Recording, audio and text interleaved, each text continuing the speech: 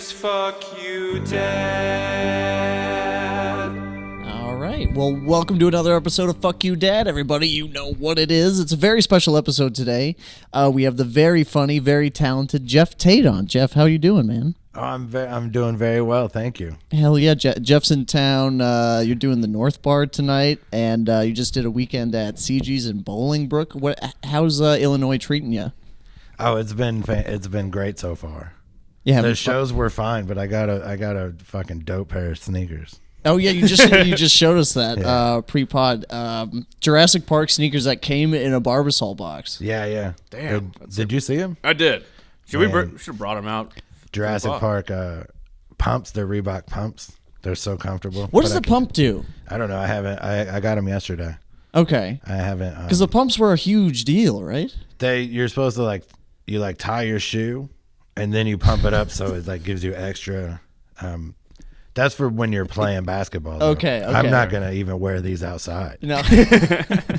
Pump it up to get off the couch, to go to the bathroom, to go to the mirror, to make a that'd look be at dope him. if it was that kind of pump where it's one of those chairs that stands you up.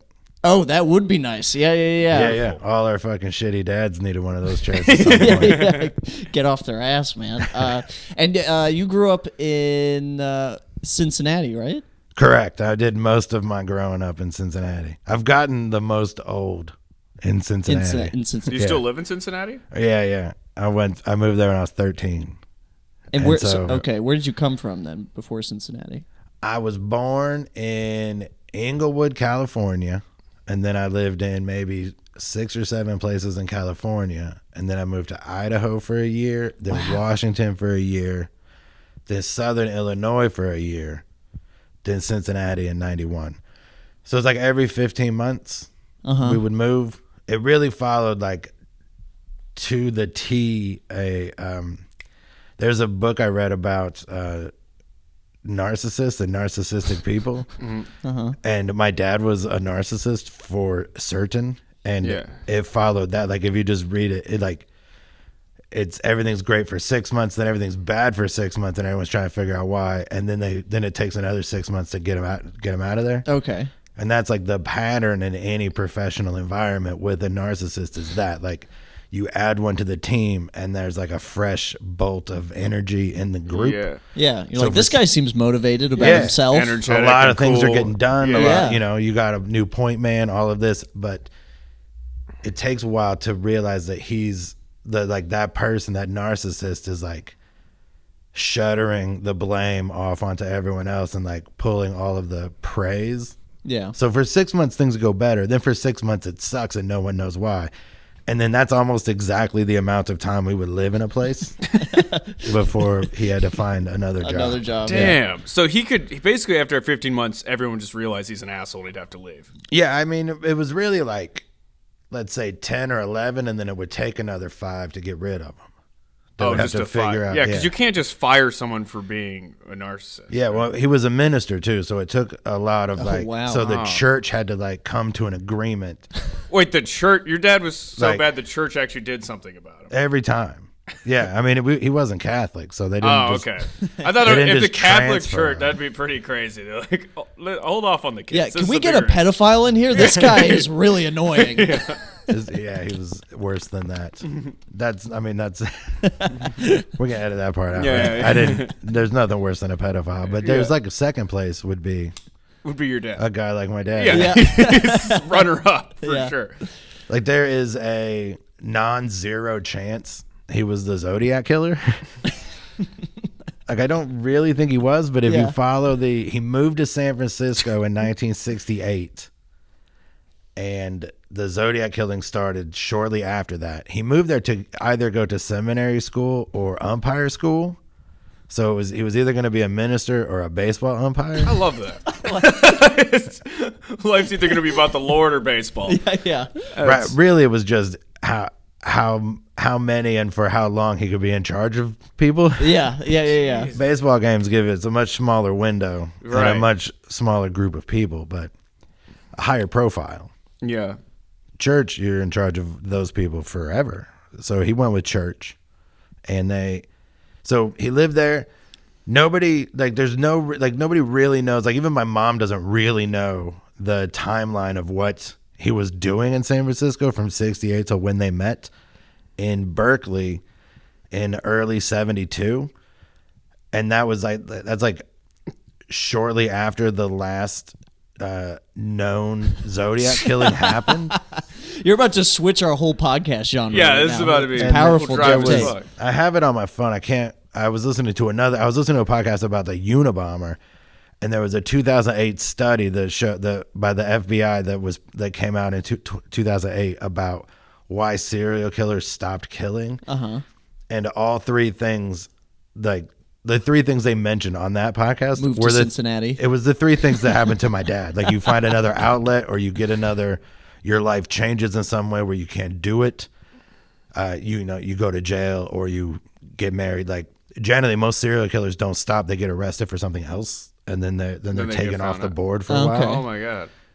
But he just found another outlet for his like control issues and his anger issues.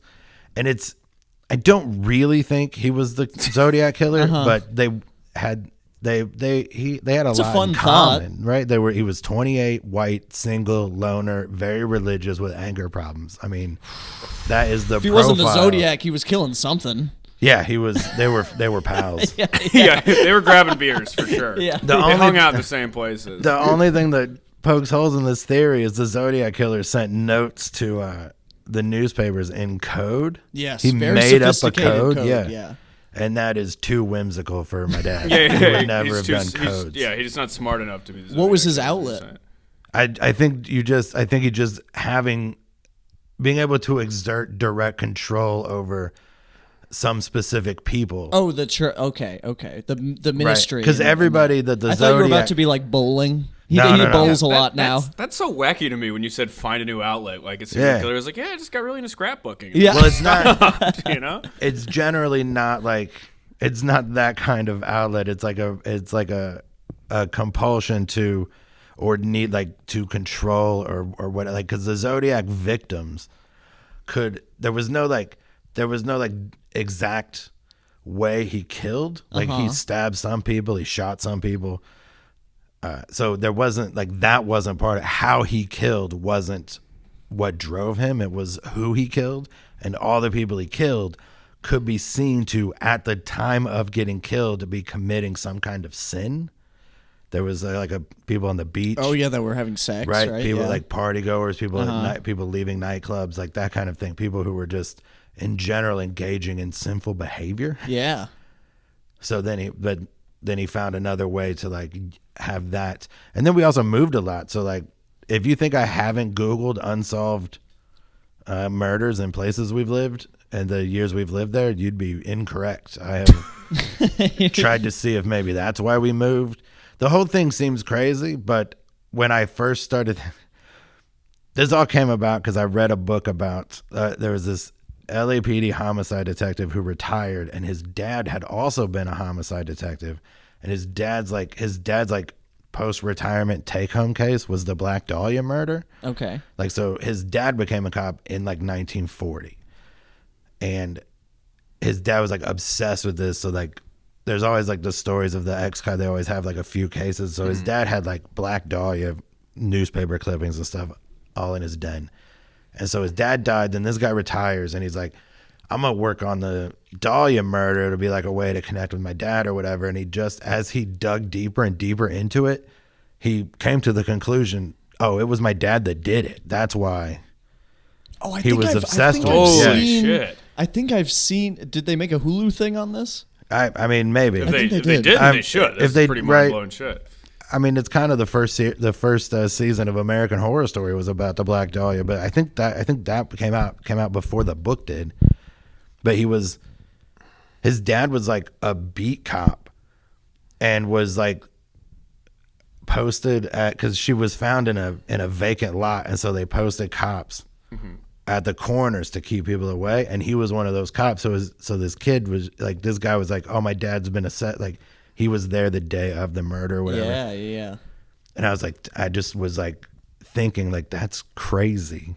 Imagine finding that out. Then naturally it was Yeah.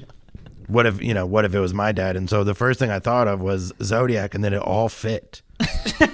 The timeline fit, the fucking profile fit. And so I called my mom and I said, when did dad move to San Francisco? And she goes, why do you want to know? And I go, because I want to see if it's possible he could be the Zodiac killer.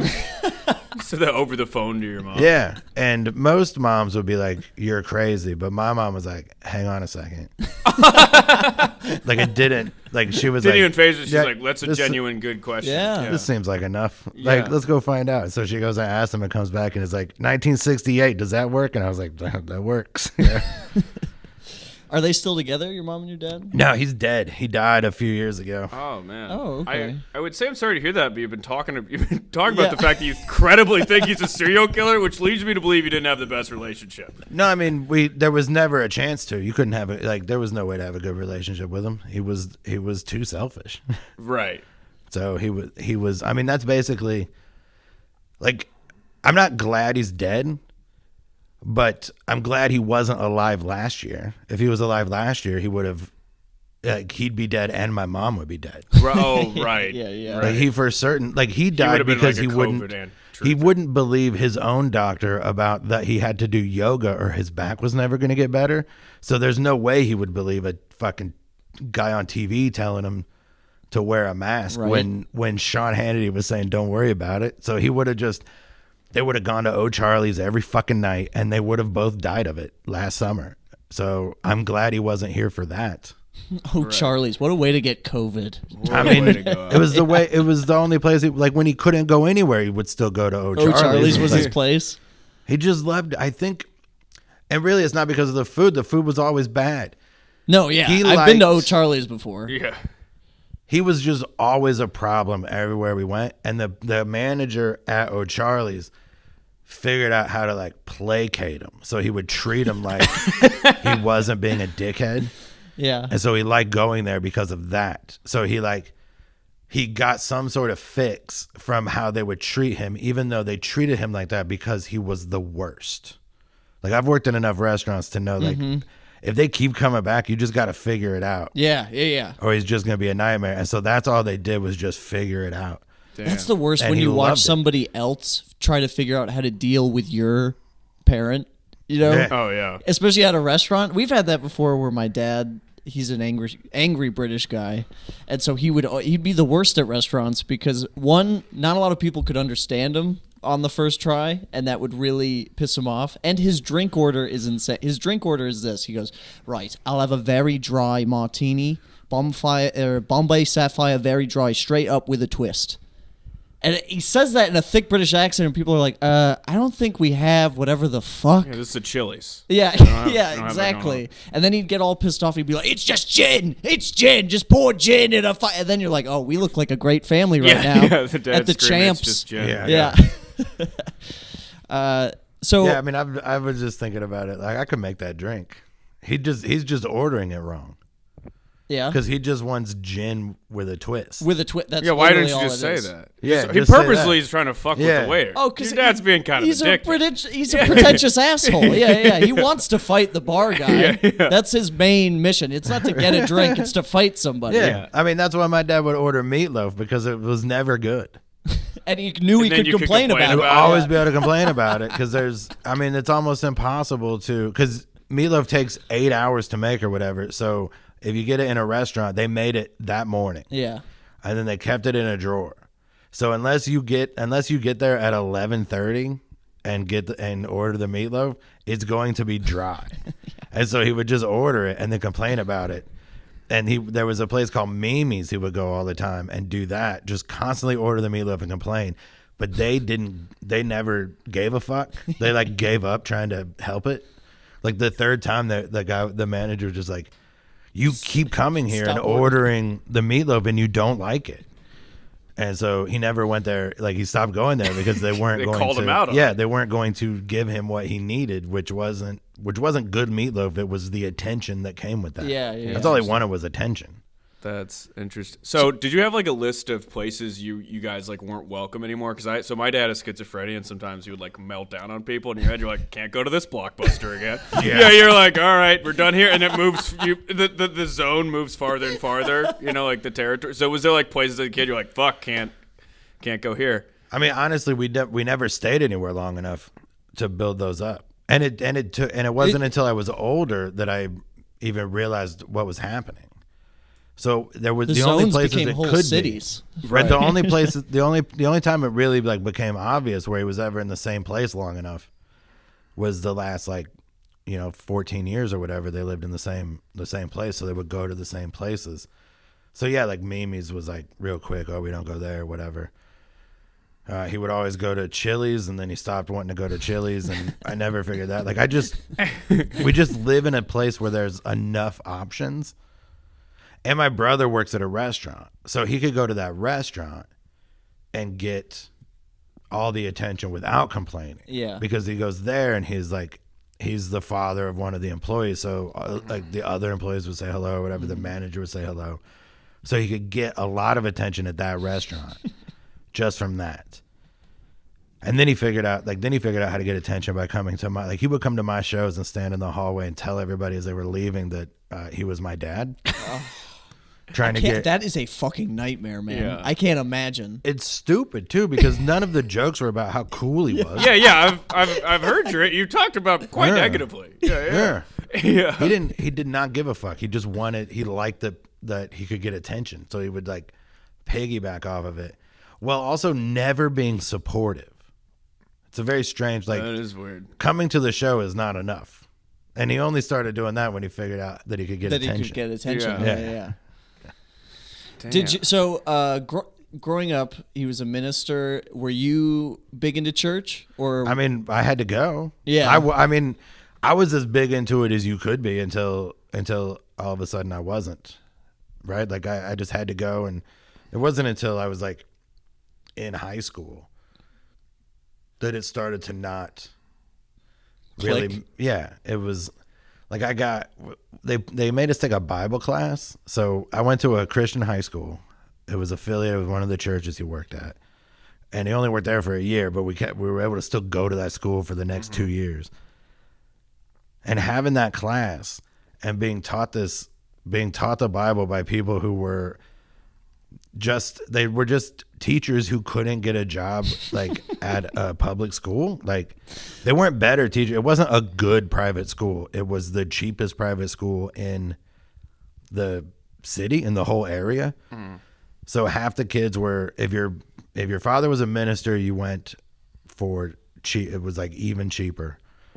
And so it was like a lot of like ministers' kids and people who had been expelled from public schools. Oh, that's cool. That's a cool mix. So it's a weird mix, but the ones who were expelled were never as poorly behaved as the preacher's kids were. Right? Oh, right. That's what I've heard about. Everybody says, the preacher's kids are the crazy ones because they gotta fight back. Well, they were. Yeah, it was just a weird. It was an odd mix of people, and the school. So it wasn't like they weren't like Bible scholars or whatever. It was like a science. The guy who taught biology would. Like every teacher had to teach a Bible class, and then they would teach the rest of the day. They would teach a regular whatever class they taught. So like one year the Spanish teacher was our Bible teacher. Another year it was a math teacher, and it was always the same. I can imagine that meeting in the teacher's lounge has got to be awful. That beginning of the year, like, all right, who's got the Bible? Who's doing Jesus? Who's doing Jesus? They all pick from the all hat. of them. Yeah. All of them did every week. Like that's what I'm saying is like first period every day, everyone went to a Bible class. Oh shit!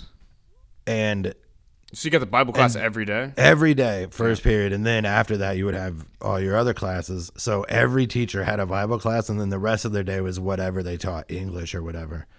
So they all had to teach it, and it's all not like it was all the first year I went there. The whole first half of my 10th grade year, this lady taught something called the pre-Adamic Earth, which is a thing Jimmy Swaggart came up with to explain dinosaur bones. Okay.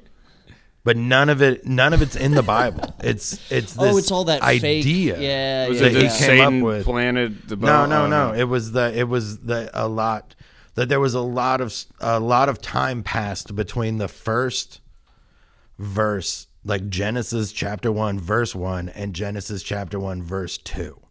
That there was like hundreds of thousands of years elapsed right there, and that's where dinosaurs existed and whatever, and that's why they're not mentioned in the Bible. That's why why they don't cross over with. So we had all of this stuff, and then they would test us on it, and I'd be like this is insane. Yeah. There's no, you just handed us some photocopies, and now this affects like our grade Your point actual- average. Like how is yeah, this? yeah. How is me not knowing? Like at least like you can debate whether or not the Bible is real, but at least it is I can have the same book you have. Exactly. Yeah. And you can just test me on whether or not I learned that book. Yeah. You can take a class any on the book. Lord of the Rings Exactly. or whatever Right, and yeah. learn that. But they were teaching us this stuff, and it was like because she had moved to Cincinnati from wherever, like they had her and her husband was the principal, and they had been working for Jimmy Swaggart before they came to Cincinnati. So they just had this fucking wild idea. And that was the first time where I was like, this is kind of dumb. That's literally like if a class was taught on QAnon and they're like, okay, now we're going to quiz you on all the pedophiles in Hollywood. You're like, well, it's all bullshit. Yeah. Like you just made all this shit up. How am I supposed to take a test on it? Yeah, it's not, Like, and go we to don't even college? have like, there's not even really There's a no way text? to study it. Yeah. Yeah, there's no reference. Yeah. I have to listen to your podcast Yeah, to study? yeah. Right? Whether To it's, call your crazy whether aunt. it's true or not, there's no list to memorize. Right. Yeah. It's just everyone who's ever said something about a Republican being wrong Yeah. is also a pedophile. So that's everyone Yeah. except Antonio Sabato Jr. and Scott, everyone else except those two guys.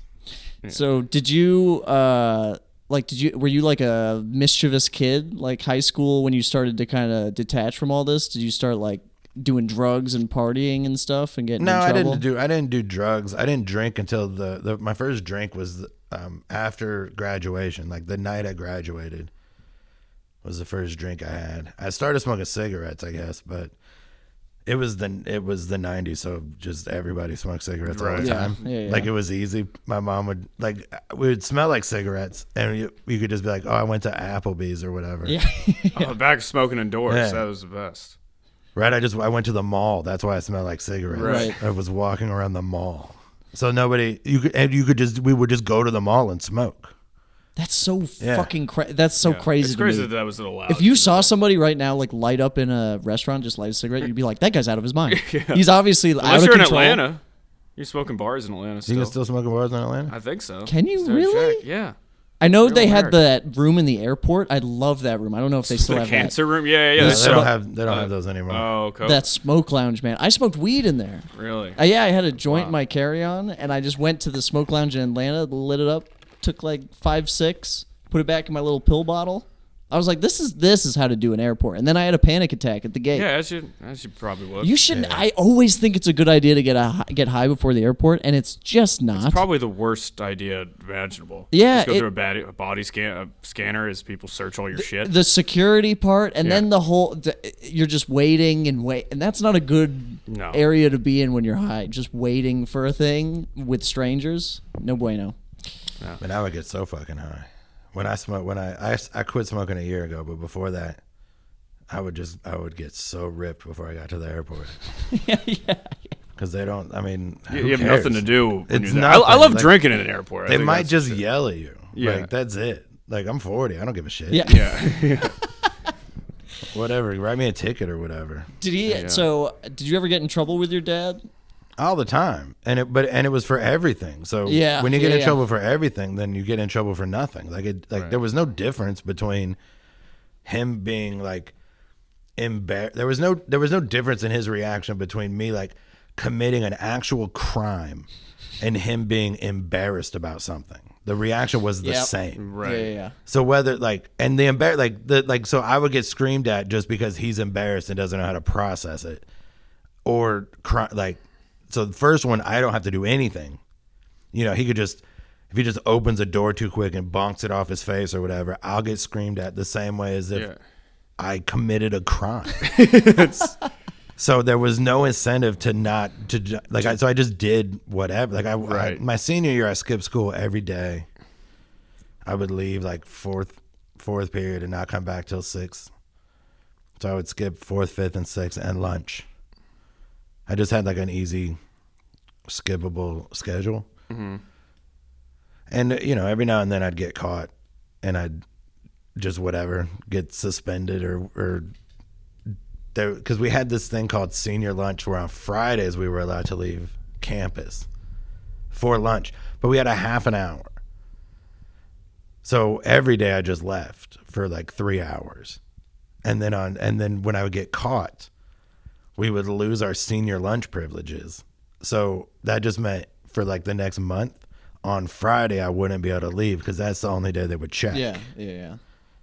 I figured out that we had chapel once a week, and I figured out it wasn't until my senior year that I figured out no one took attendance at chapel. It was just the first thing you did. So the whole school would just get into the same room, and there would be like, it would be like a church service, and then you would go to class. So once I figured out that they didn't take attendance, I just never went to one of those again. Oh, yeah. Well, fuck that. Yeah, no. I'm not going to go to church before school. No, Holy shit. Oh, my God. And then one day I got caught skipping that one because I showed up right when it was ending and looked through the window, and my dad was the one speaking, and I was like, oh, man, I'm going to get caught for this one. Oh, yeah, because he's for sure scanning. Yeah, he was looking for me. And then I just asked my brother what he had said. So later when he was like, I didn't see you in the chapel, I was just like, no, I was there. I was just whatever. You just didn't see me. And then I said a bunch of what he said. Yeah, you're talking about the gracious God and the lovely Lord and stuff. Yeah. All that. You know what you said. That would be so... I don't know. I couldn't imagine sitting in a church and watching my dad speak because I was like, I watch that you... That would make me an atheist. I watch you lie to my mom. Yeah. You know what I mean? There's no way you're not lying right now. Yeah. No, I mean, it wasn't until I was older that I realized all of that too. Like, so... It just, I mean, he was a piece of shit. So, yeah, but if I had known all of that while he was still preaching, I probably would have like stopped it. I probably would have caused a scene. I was gonna say, try to warn the people. You never held that above him, like, hey, I could tell everybody that you're not, a man of God or whatever. By the time I knew it, I was already done going. Oh, so okay. I wasn't gonna go just for that. When did you realize that he was like a narcissist, or just at the very least like different than other dads? It's hard to tell because we couldn't. One of the things he did, and one of the things I think the moving a lot did, was it kept us isolated from other people, so we never could get like friends. Like he moved my mom away from her family, which is the first thing a person like that does. Yeah, that's great. So that they no longer have a support system around. And so we would just move, and as soon as there would start to be a support system around, we would have to move again. So we just kept that up forever. So we never really, I didn't know. My mom probably just pretended it wasn't happening or whatever. But we, it wasn't until the, like, later in high school, like the last couple of years of high school, when I would be around enough of other people's dads and their families and have like the same friends for more than 1 year. Yeah. Where you're like, how come mine is the only one that is a fucking rageaholic? Yeah. Screaming at, ordering meatloaf. Yeah. Like they're never, we'd go out to dinner with other people and be like, your dad's fucking nice. Like he's nice to you. He's not, he doesn't yell at the server. He doesn't yell at your mom. And like my friends are just like, what are you talking about? Yeah. I remember there was one time it got really weird because I was with a friend and we went out to dinner. It was just like a nice evening with their family, and they were dropping me off at my house, and they were just like, all right, Nick, nice to see you. And I was like, nice to see you. I love you guys. They were like, what? And I was just like, I love you guys. And, you guys are really nice. And I got out the minivan. I was like, that seemed really weird. And then I walked back in home, and I remember distinctly right after that happening, I opened the door, and we had one of those houses where we had a balcony in our, like you could see the second floor from the first floor. And so the door opened, and then my dad popped his head above the balcony. He goes, "Where the fuck were you all night?" I was like, God. That's beautiful. That's kind of poetic. Yeah. Yeah, I've done. That's like when you're taking the family photo with your friend's family. You lean in a little bit, so for a moment, it's just recorded that you were part of a happy family. Exactly. Well, Geoff, do you have anything you want to plug before we head out? Oh, when does this come out? Friday. All right. I will be. The only one I know about is I'm doing Union Hall in Brooklyn on December 9th. Okay. So come to that. Hell yeah. Do you have any other projects you're working on? Do you have a podcast? You don't have a podcast. No, I mess around with my brother and our friend Trey. We make something called Rough Drafts. I've never mentioned it on anything. I never talk about it. That's why I ask people. Go check out Rough Fine. Drafts. See him on December 9th in Brooklyn. Geoff Tate, everybody. Thanks for coming in, man. And support the Lincoln Lodge. Come out 5 nights a week. For Absolutely. Shows every fucking night. Nice. Excellent. Yeah. Hey guys, you just listened to another episode of Fuck You Dad. If you could follow us on our Instagram, which is FCKYOUDAD podcast. That's the important one. We also have a Twitter account, which is FCKYOUDADPODCA1. If you could follow that. Also, please submit any father stories that you have that you'd like us to make fun of, laugh at, or share. Shoot that to our Instagram DMs. And if you could please go ahead and rate the podcast, share the podcast with your friends and family that might enjoy it. And keep listening. Thank you so much.